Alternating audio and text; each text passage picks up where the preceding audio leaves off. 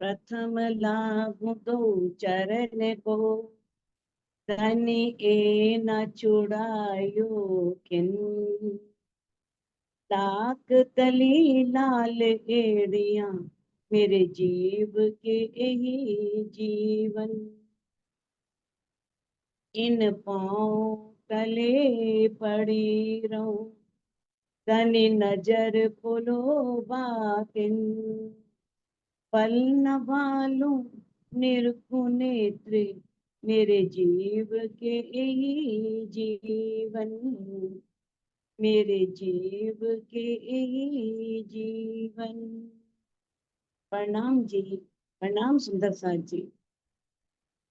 सुंदर साथ जी, जैसा कि हम श्री श्रृंगार ग्रंथ कर रहे थे और श्रृंगार ग्रंथ के हमारे 9 प्रकरण हो चुके हैं। आज हम 10वां प्रकरण प्रारंभ करने जा रहे हैं। अब दामदनी अक्षातीत ने किस तरह से इंद्रावती जी के धाम हृदय में बैठ करके 7वां, 8वां, 9वां प्रकरण, इन तीनों प्रकरणों में हमें निस्बत की पहचान कराई कि किस तरह से जो ब्रह्म सृष्टियां हैं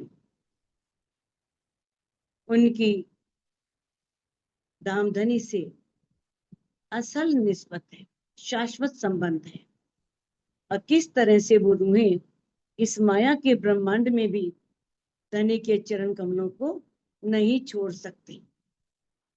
और एक निस्बत की पहचान करके, दामदनी अक्षरातीत की पहचान करने के बाद, एक रूह इस माया के ब्रह्मांड में बैठ करके किस तरह से परमधाम के सभी सुखों को लेती है, तो ऐसे परमधाम के सभी सुखों में विचरण करने वाली रूह किस प्रकार से इस माया के ब्रह्मांड में धनी के चरण कमलों को छोड़े। अब उसके पश्चात इस 10वें प्रकरण में दामदनी अक्षरातीत इंद्रावती जी के धाम हृदय बैठ करके स्वयं अपने वस्त्रों का वर्णन करने जा रहे हैं। सबसे पहले आता है राज्य की इजार। असल इजार एक 5 की, एक ही रस सब एक। पता है कि जो धामधनी अक्षरातीत है, हमारे प्रीतम है, उनकी जो इजार है वो हरे रंग की है। देखो इजार जो है ना, ये फारसी का शब्द है, और वैसे अंग्रेजी में या बोलचाल में हम देखें तो ये अंग्रेजी में ट्राउजर बोलते हैं और हिंदी अपनी बोलचाल की भाषा में उसे पायजामा बोलते हैं, चाहे चूड़ीदार पायजामा हो या सरल पायजामा हो। तो इजार यानी कि पायजामा। तो असल इजार एक 5 की, जो दामदनी अक्षरातीत की इजार है वो कैसी है? हरे रंग की, एक ही रस सब एक, और सारी जो इजार है सबकी शोभा एक समान है। परम धाम में वैसी भी वाहिदत है, एक दिली है। हर वस्तु में, हर पशु में, हर पक्षी में, चाहे वो आभूषण ही क्यों ना हो, सभी रूह जाते हैं और कैसे धनिक को रिझाते हैं, और कैसे उन सभी में जो गुण दामदनी के अंदर हैं वो सभी गुण सबके अंदर है, क्योंकि वहां वाहिदत है, कोई भी अलग नहीं है, सबकी शोभा समान है, सभी में बहुत सौंदर्य है, सभी में नूर भरा है। तो इसी प्रकार से जो दामदनी अक्षरातीत की जो इजार है वो एक रंग की है, हरे रंग की, और उसकी शोभा एक समान है। कई बेले, पात, फूल, बूटियां, और उस इजार पर कई प्रकार की बेलें बनी हुई। बेल आप जानते हो ना, पहले हम सागर में इन सबको अच्छी तरह से जान चुके हैं कि बेल क्या होती है, कि किस तरह से एक किनारे पर देखा है ना, कोई भी अ, है तो दुपट्टा भी है, कुछ कोई वस्त्र है, उसके किनारे पर एक सुंदर सी बेल बनी होती है, उसके नीचे कांगरी होती है, तो वो बेल है। और बेल के अंदर क्या है, पत्ते हैं और फूल हैं और बूटियां हैं।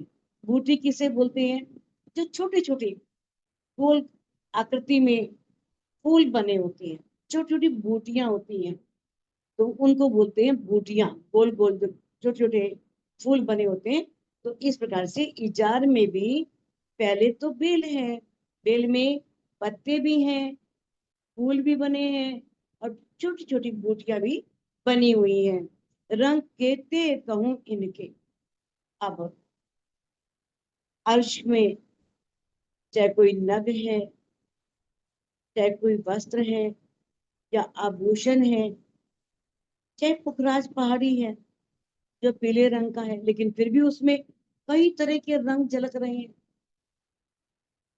इस प्रकार से रंग केते कहूं इनके। इंद्रावती जी कह रही है कि इनमें से निकलने वाले कितने रंग हैं, मैं उसका कैसे वर्णन करूं, क्योंकि अनगिनत रंग निकल रहे हैं, असंख्य रंग निकल रहे हैं। इतनी शोभा है कि उसके उनके रंगों को गिना नहीं जा सकता। असंख्य रंग, अनगिनत रंग है। बेल मोहरी इजार की, जानो यही भूखन सुंदर।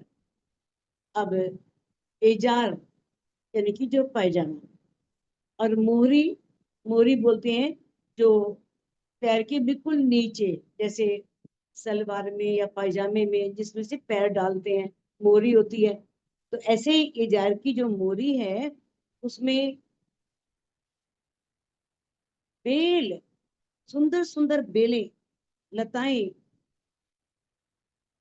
बहुत सुंदर लताएं चित्रित है। उनके चित्र वहां पर अंकित किए गए हैं, बनाए गए। इतने बनाया किसी नहीं है, नहीं है वहां, कोई बनाने वाला नहीं है। ना वस्त्र बनाए हैं किसी ने, ना आभूषण किसी ने बनाए हैं। वहां तो सब कुछ अनादि है, पहले से बना हुआ है। और किस प्रकार से उस इजार में भी, किस प्रकार से उस आजार में, इजार में सुंदर सुंदर मोरी पर भी बेल बनी हुई है। जानो ए भूखन सुंदर, और वो इतनी सुंदर लग रही है मानो आभूषण जगमगा रहे हैं। जैसे आभूषणों में नग जड़े होते हैं, हीरे मोती जवाहरात जड़े होते हैं, उसमें एक तरह से एक चमक सी होती है। उसी तरह से जो इजार की मोरी में बेल बनी हुई है, उसमें भी सुंदर नग जड़े हुए हैं। तो उन नगों को देख करके ऐसा लग रहा है कि मानो उनकी शोभा आभूषणों के समान, बहुत सुंदर उसकी शोभा आई है। अतंत शोभा सबसे यही है खूबतर। वैसे तो परम धाम में वाहिदत है, एक दिली है, किसी में भी अंतर नहीं है। लेकिन जब भी किसी वस्तु का वर्णन किया जाता है, तो यही कहा जाता है कि ये शोभा सबसे अधिक है, सबसे अधिक सुंदर।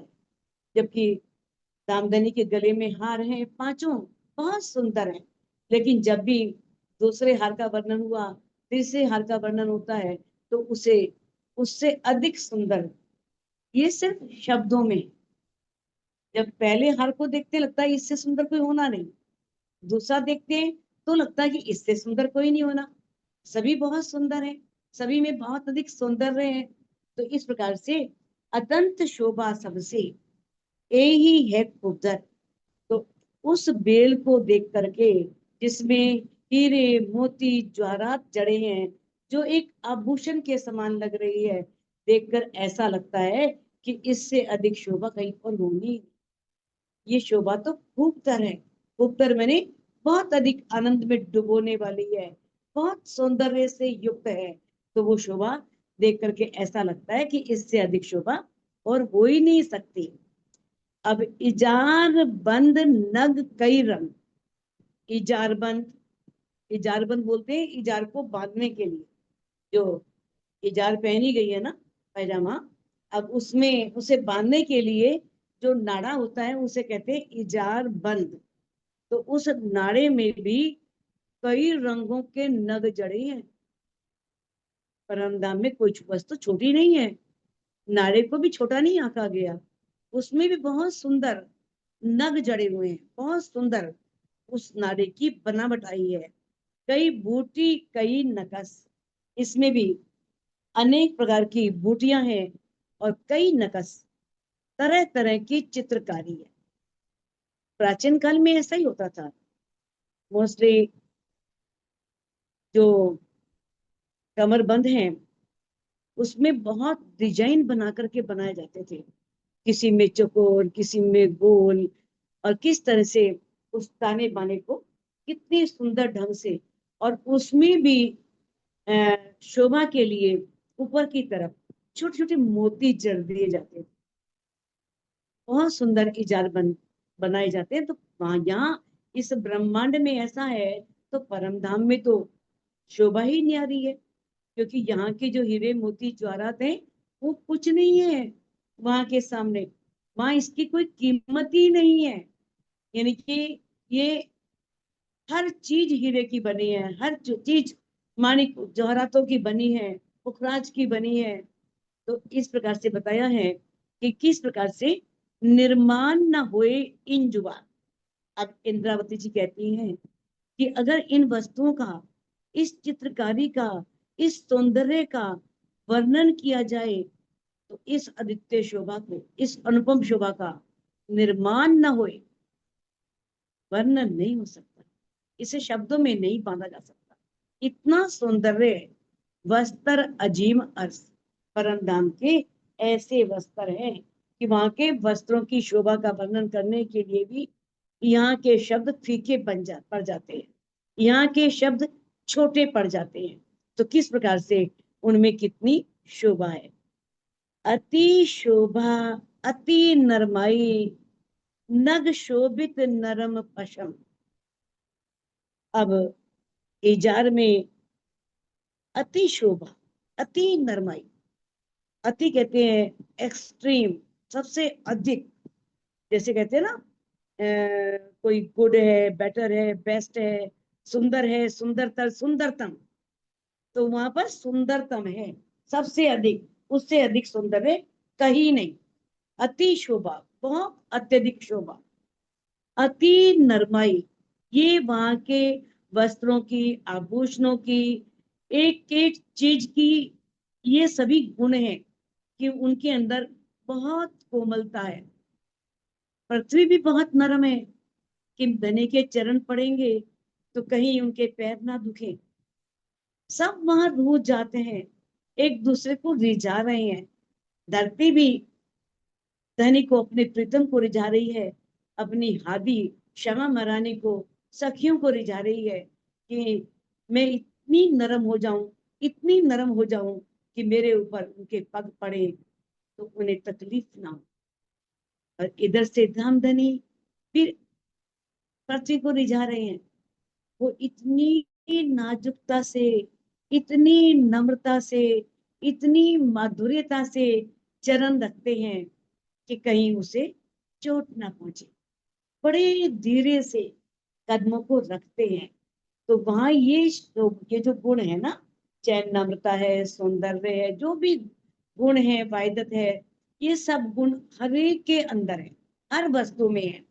तो किस प्रकार से इजार में भी बहुत सौंदर्य है, कोमलता है, नग शोभित, और उसमें नगों की शोभा है। इजार में नग जड़े हुए हैं, और नग भी कैसे हैं, बहुत नरम, रेशम की तरह कोमल। वहां अगर हाथ ऊपर फेरोगे तो नग हाथ को नहीं चुभेंगे, लगेगा कि नग है ही नहीं। अगर गले में हाथ डालोगे तो लगेगा आभूषण है ही नहीं। अंगों की शोभा है, ऐसा लगता है जैसे 5 हार पहने हुए हैं, लेकिन वो नग जरा भी चुभने वाले नहीं है, जरा भी कष्टकारी नहीं है, जरा भी तकलीफ देने वाले नहीं है। तो किस प्रकार से उन नगों की शोभा भी कैसे है, रेशम की तरह कोमल। पसम बोलते हैं रेशम, और नरम कोमल, रेशम की तरह नरम है, कोमल है। अर्स चीज न आवे शब्द में, ये नेक कहत हुक्म। अब इंद्रावती जी ने एक बार नहीं अनेकों बार कहा है कि परम धाम की किसी वस्तु का भी वर्णन नहीं किया जा सकता। कहती है कि अस चीज न आवे शब्द में, परम धाम की कोई चीज भी शब्दों में नहीं आ सकती, उनको शब्दों में वर्णन नहीं किया जा सकता, क्योंकि इस ब्रह्मांड में मिलने वाले शब्द जो हैं, जो उस शोभा के लिए लगाए जाते हैं, उस शोभा पर फिट नहीं बैठते, उस शोभा के लिए उपयुक्त नहीं है। वो इतनी शोभा है कि उसके लिए शब्द ही नहीं मिलते। कहते हैं ए नेक कहत हुक्म, बस ये तो राज्य का हुक्म है, राज्य के दिल की इच्छा है, राज्य चाहते हैं कि इसका वर्णन किया जाए, तो मैं कर पा रही हूँ, नहीं तो मेरे से इसका वर्णन हो ही नहीं सकता, मैं वर्णन कर ही नहीं सकती। इंद्रावती जी कह रही है कि किस तरह से अर्श की, परम धाम की हर चीज अद्वितीय है, अनुपम है, मनोहारिणी है, सबसे हटके है, कि उसका वर्णन करना इस माया के तन से और माया की जुबान से और इस ब्रह्मांड के शब्दों से होना बहुत असंभव है। बेल पात फूल कई विध के, कई विध कांगरी इत। अब इजार में अनेक प्रकार की लताएं हैं, यही नहीं कि सिर्फ मोरी में ही है, उसके ऊपर भी सारी लताएं बनी हुई हैं, डिजाइन बने हुए हैं, बेलें बनी हुई हैं, और उसके अंदर पत्ते भी हैं, फूल भी हैं, फूल में अनेक नग भी हैं, अनेक रंग भी हैं, और उसके किनारे पर कांगरी भी है। कांगरी आप जानती हो ना, कांगरी क्या होता है, जो किनारे पर शोभा होती है, यानी कि कांगरी भी उसके ऊपर बनी हुई है। कहते हैं जोत न नरमाई शुमार, जुबा क्या कहे सिफत। अब उसमें इतना प्रकाश है, ये तो परम धाम में हर वस्तु के जो गुण है उसमें ये सब आ चुका है, कि उसमें प्रकाश भी है, नम्रता भी है, और किस तरह से उसमें सुगंधी भी है, ये सब। और इसके अलावा वो सब चेतन भी हैं, ये नहीं कि जड़ हैं, नग भी बोलते हैं, वहां के हर वस्तु वहां की बात करती है। तो जोत, जोत मैंने प्रकाश, एक नूर, ना नरमाई शुमार, और जो कोमलता है उसका कोई शुमार नहीं है, कोई सीमा नहीं है, ना कोमलता की और ना प्रकाश की। हर जो वस्त्र हैं, वस्त्रों के अंदर जो नग हैं, नगों के अंदर से अनेक रंग की किरणें निकल रही हैं, अनेक तरह के प्रकाश निकल रहे हैं, तो उसकी कोमलता और प्रकाश का कोई शुमार नहीं है, अर्थात असीमित है, सीमा से परे है। जुबा क्या कहे सिफत। अब इंद्रावती जी कहती हैं कि इस जुबान से मैं उसकी सिफत क्या करूं। इंद्रावती जी ने तो हर जगह, चाहे उन्होंने यमुना जी का वर्णन किया है, पाट घाट का वर्णन किया है, कहती मैं केता करूं वर्णन। अब देखो कर चितवन, कितना वर्णन करूं, कितना प्रकाश है उनमें, कितनी रोशनी है, कैसे उसके किनारे हीरे मोती ज्वारतों के बने हैं, कैसे केलपुल वटपुल सफेद हीरे के बने हैं। तो इससे कहते हैं कि मेरे को जो शब्द मिले यहाँ के, उस शब्दों से मैंने उन शोभा का वर्णन कर दिया, लेकिन वास्तव में कहते हैं कि जुबा क्या कहे सिफत, ये जुबा उसकी सिफत, उसकी प्रशंसा में क्या कहे कि कितना सौंदर्य है, कितनी नम्रता है। तो इसको तो अनुभव के द्वारा ही जा सकता है, चित्तनी करके अनुभव में लेकर ही हम उस सौंदर्य को, उस प्रकाश को अनुभव कर सकते हैं। नेफा रंग कसूब का, अति खूबी अतलस। नेफा, अब नेफा क्या है, जो कमरबंद है, नाड़ा है, नाड़े के डालने की कोई जो जगह होती है उसे नेफा कहते हैं। जैसे कपड़े को थोड़ा सा मोड़ देते हैं और बीच में से उस कमरबंद को डालते हैं। अब नेफा रंग, अब देखो छोटी से छोटी चीज का वर्णन यानी कि नाड़े का वर्णन हुआ। अब नाड़े के डालने वाली जगह जो है नेफा, उसका भी रंग लाल है, कसूब लाल रंग का।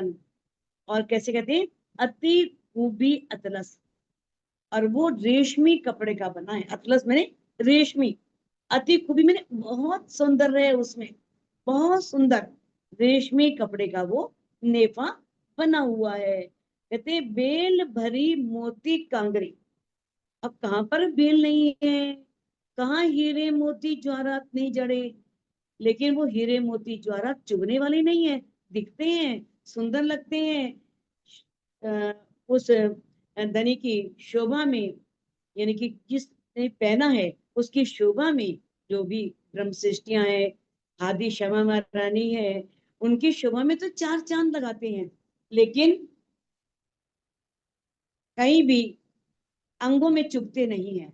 कहते हैं किस तरह से उसके अंदर भी, नेफे के अंदर भी बेल बनी हुई है, मोती बने हैं, उसमें भी कांगरी आई है। जानो ए भूखन से सरस, ऐसा लगता है कि ये आभूषणों से भी अधिक सुंदर है। आपने देखा होगा कि किस तरह से कमर पर एक बहुत सुंदर, यानी कि कशीदाकारी की हुई, जिसमें मोती वगैरह लगे होते हैं, नग लगे होते हैं, एक बेल्ट सी बांधी जाती है। वैसे ही समझ लो वो नेफा ऐसा लग रहा है कि मानो सुंदर, वो आभूषणों से भी अधिक सुंदर है। इतना सुंदर वो नेफा है कि जिस नेफे में तनी की इजार बंद है, नाड़ा है, उसमें भी बेल बने हैं, फूल पत्ते हैं, कांगरी है, नग जड़े हैं। इतना सुंदर वो नेफा है, ऐसा लगता है जानो मानो, ऐसा लगता है कि वो आभूषणों से भी अधिक सुंदर है। ताना बाना रंग रेशम, ताना बाना, ताना बाना आज के लोग तो नहीं जानते होंगे, लेकिन पहले लोग किस तरह से अड्डा लगा करके, अड्डे में धागे को पहले ऐसे सीधा ताना बनाते थे, फिर उसमें उसमें डिजाइन बनाने के लिए आड़ी आड़ी तरफ से, तिरछी तरफ से उसको बीच में डालते थे, तो बहुत सुंदर। और उसमें किस तरह से वो एक लकड़ी होती है वो डाल करके और उन डिजाइनों को बनाया करते थे। तो वो अड्डा होता है, अलग से होता है वो इजारबंद बनाने के लिए ही होता है अलग से, उसमें इजारबंदी बनते हैं। तो कहते हैं कि ताना बाना रंग रेशम। अब इजार में जो धागा प्रयोग हो रहा है ना, वो रेशम का है, उसका ताना बाना बहुत मुलायम रेशमी है, नूरमयी है। और जवेर का सब सोए, और उसमें ज्वारात जड़े हुए हैं, वो ज्वारातों के हैं, ऐसे सुंदर रेशमी धागे का बना हुआ वो नाड़ा है। बेल फूल बूटी तो कहूं, जो मिलाए समारे हुए। अब इसमें जड़ी हुई जो लताएं हैं, पत्तियां हैं, फूल हैं, बूटियां हैं, उनकी शोभा का वर्णन तो मैं तब करूं जब किसी वस्तु से इन्हें मिलाकर बनाया गया। ये तो बने हुए हैं, वहां कोई कारीगर नहीं है, कोई कशीदाकारी करने वाला नहीं है, कोई चित्रकार नहीं है जिसे चित्र बनाए हैं, या कोई भी ऐसा नहीं है कि जिसने उसमें रंग भरे हो, रंग उकेरे हो। ये सब पहले से ही बना हुआ है।